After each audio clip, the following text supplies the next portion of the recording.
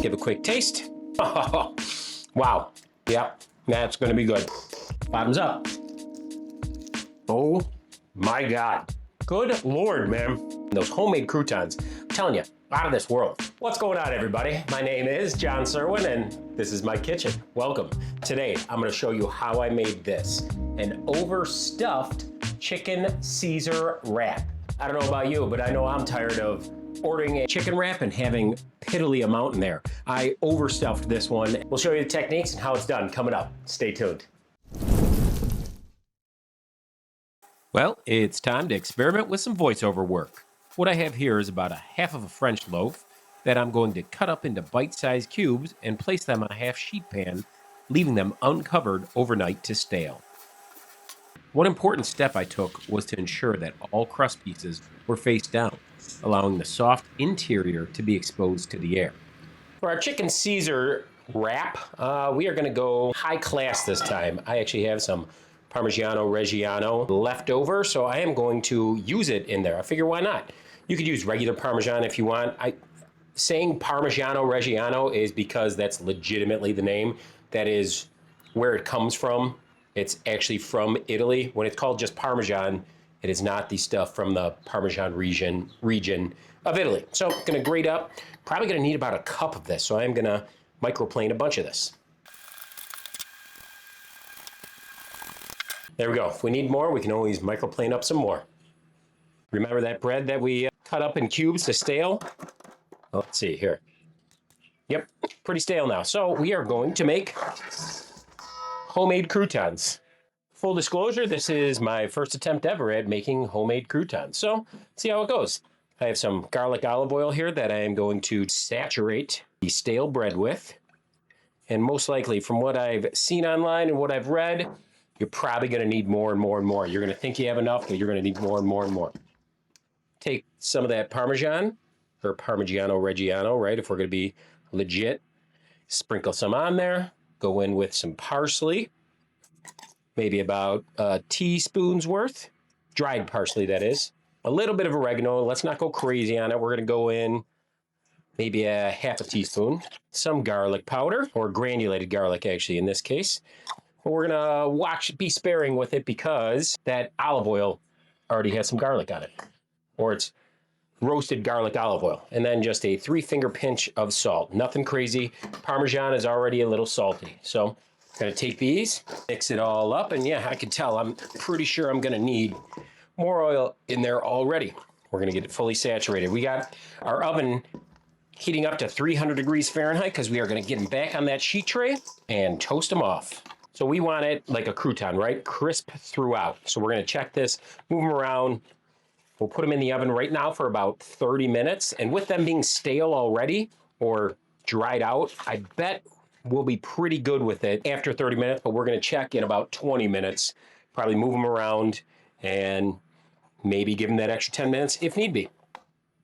Into a 300-degree oven we go. In the meantime, we are going to go ahead and make up some Caesar salad dressing. We're going to use, this is my homemade mayo. Use whatever mayo you want, or I'll leave a link in the description below for homemade mayo. All right, here we go. 1 cup of mayo, or 225 grams. To that, we are going to add 1 clove of garlic. We're just going to microplane it in. Remember, if I didn't use the garlic olive oil, I'd be doing 2 cloves of garlic, but we could always adjust later on if need be.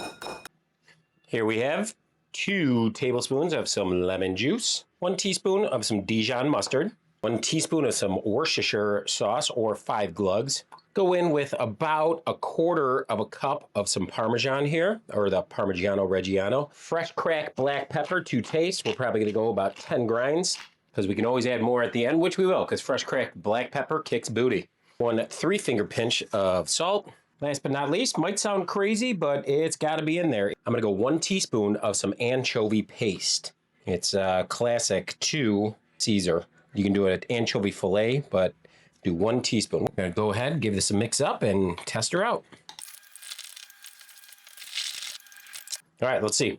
Oh, wow, that is killer. This is going to go in the fridge until we're ready to use it, but holy crap. Yeah, save that recipe, folks. That is some killer Caesar dressing right there. To make up a quick marinade for our chicken, We're just gonna go along with the classic Caesar flavors. Got some garlic olive oil here. Instead of going with apple cider vinegar or vinegar, I'm gonna go with lemon juice as the acid in here, probably about a tablespoon's worth. Next, we're going in with probably about a teaspoon of some Worcestershire sauce, which is always hard to say. I might just start calling it Worst or Worcestershire, I don't know. Or you're just gonna keep hearing me brutalize it like that. Going in with about 10 cracks of fresh black pepper, 1 3-finger pinch of salt, maybe 2 3-finger pinches, some Italian herb seasoning blend, which already has like oregano, basil, thyme, rosemary, parsley, savory, marjoram, sage. About 1 teaspoon of that, teaspoon of garlic powder, and last but not least, we'll do a teaspoon of some Dijon mustard. Give this a mix around. There we are. That's our marinade for our chicken. Today we're going to be using chicken tenders.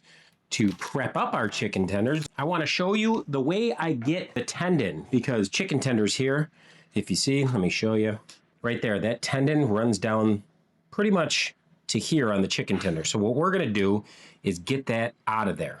I'll show you my favorite process in doing that. Take a fork, go ahead, get that tendon in between the fork tines there. Grab it with your paper towel. There we go. Tendon out. I'm just going to use the palm of my hand. Just give this a light little tap to flatten it down a little bit. Not too shabby, right? Throw this right into the marinade. We're going to finish off the rest of these. Here, I'll show you one more because that one was not too user-friendly. So again, grab the tendon, put it between the tine of the fork, grab it with my paper towel. Look at that. That one was a lot easier. Almost looks like I know what I'm doing. All right, I'm going to finish up the rest of these and we'll be back. All right, cleaned up my work surface and here's the chicken, and I'm just going to toss it around in the marinade. Give this about a good 15, 20 minutes to sit there and take up some of those flavors. Usually at work, I would be grilling all these, but since I have such a small amount and I only have a charcoal grill, I'm just going to pan sear these this time. So I'll show you that procedure when we move over to the stovetop.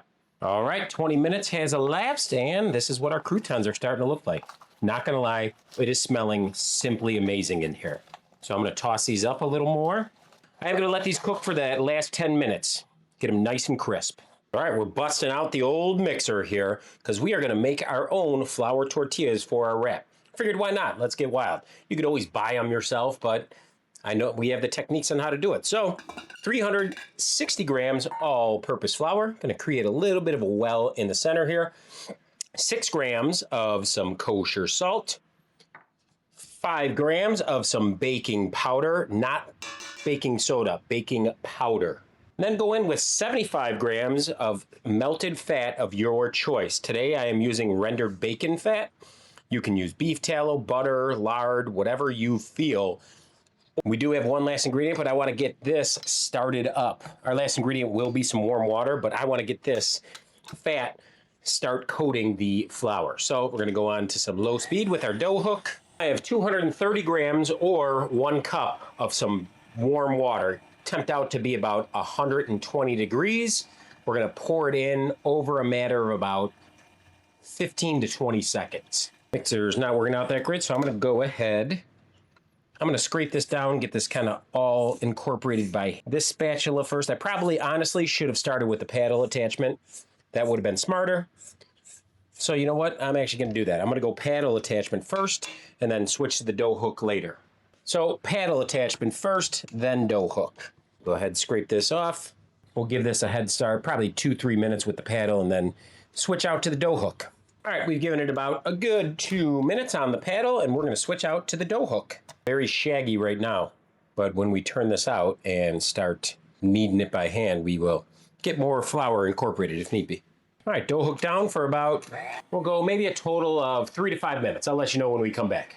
All right, currently it's been about 5 minutes of kneading. We're going to take it off the dough hook and we are going to hand knead the rest onto a floured bench. In the meantime, what I'm going to do is take a whole head of romaine lettuce, slice it up, soak it in some cold ice water to clean it up.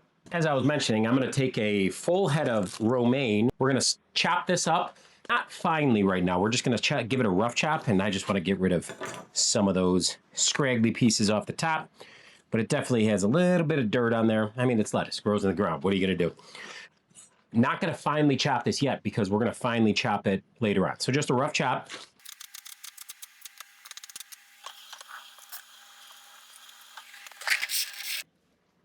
Into some ice cold water. We're just going to let this soak for a while, get any of that surface dirt off there. Set this off to the side, and actually I'm going to fill it up with a little more water and let this sit, and then we'll drain it, spin it, dry it. We are going to take a little bit of flour and sprinkle it onto our bench here. I guess that's a lot of flour. And get our tortilla mix onto our bench here. We are just going to knead it up for a little while. Going to flip it over one. All right, we are going to start kneading this thing up, see how much flour it can take in.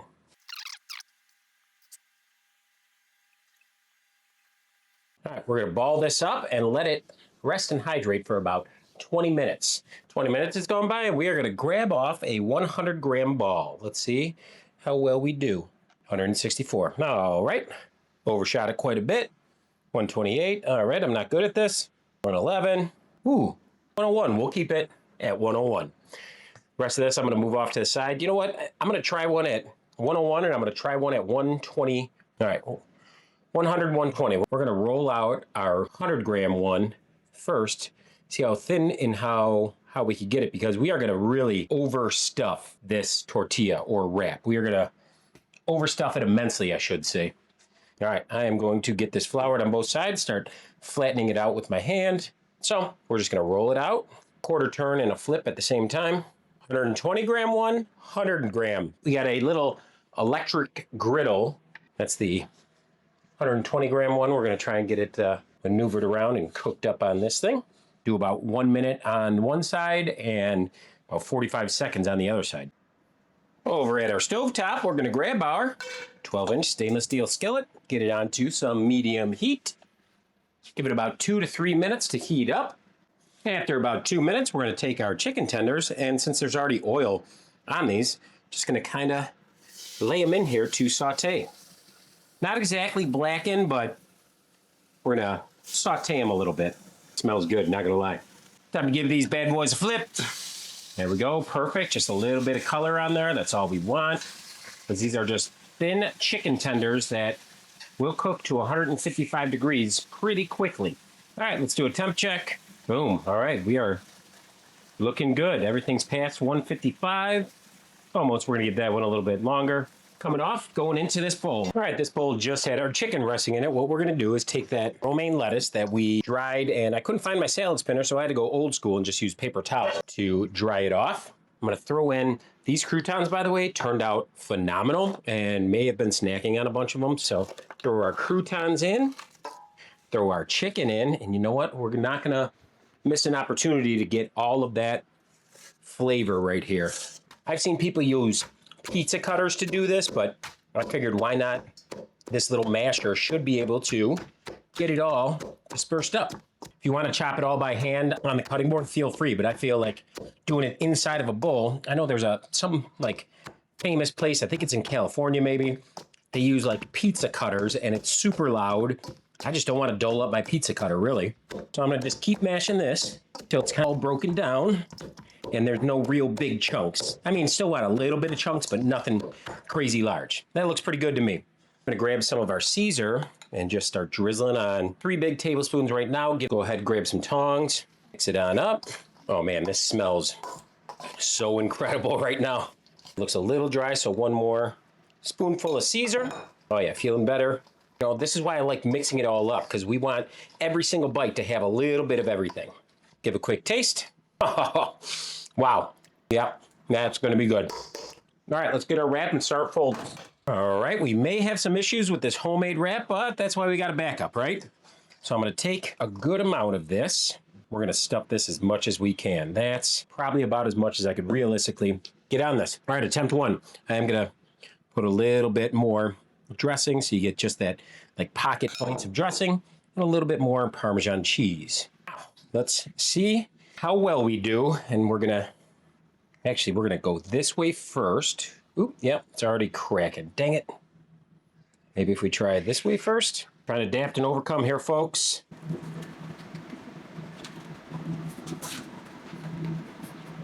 I mean, not the prettiest thing in the world, but I guess if we wrap it in some foil and cut it, it'll hold a lot better. So that's what we're going to do. All right, let me do a little cleanup and see if we can make this look pretty. What I am going to do is see if I can stuff this backup wrap with the rest of this, and I mean, it won't be as stuffed, so it should close kind of nicely. Should being the key word. A little bit more Caesar right on top. Oh yeah, this should wrap a little bit nicer. But that other one's going to be more filled. Now that one looks kind of pretty.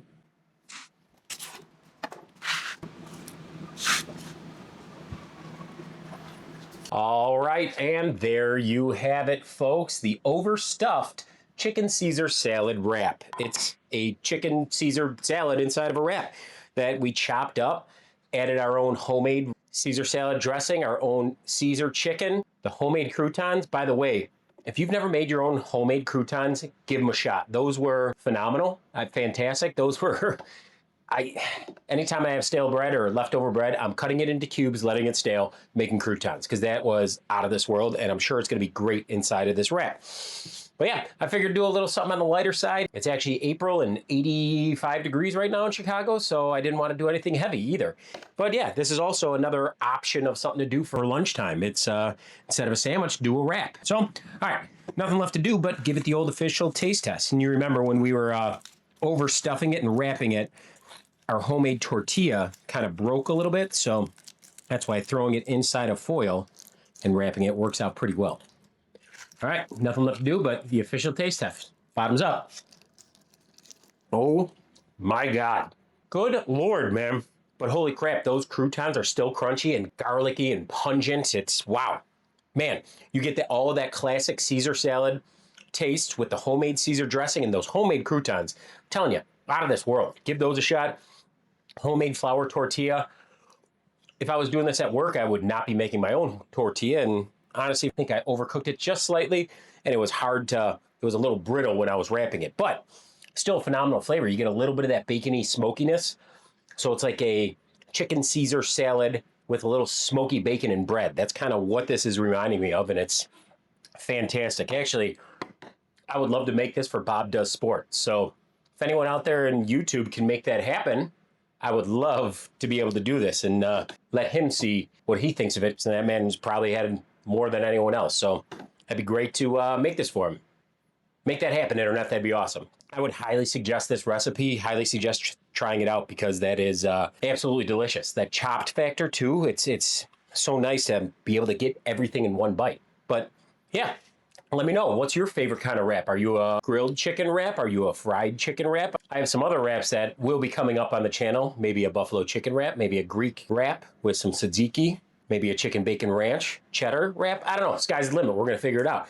Which one of those would you like to see first? Buffalo chicken, chicken bacon ranch, or Greek with tzatziki? But yeah, you let me know. Comment below, and thanks for coming by, guys. Always greatly appreciate it. And just remember, you're only making food out of ingredients till you sit down and share them with the ones you love. Then it's a meal. All right, guys, much appreciated coming by. If you want some more, check out this video over here. This is what YouTube thinks you'll like. And check out this one over here. This is what I think you might like. And don't forget to hit that subscribe button right down below. All right, guys, thanks for coming by. Greatly appreciated as always. Let's keep having a blast and keep growing this thing, huh? All right, till next time.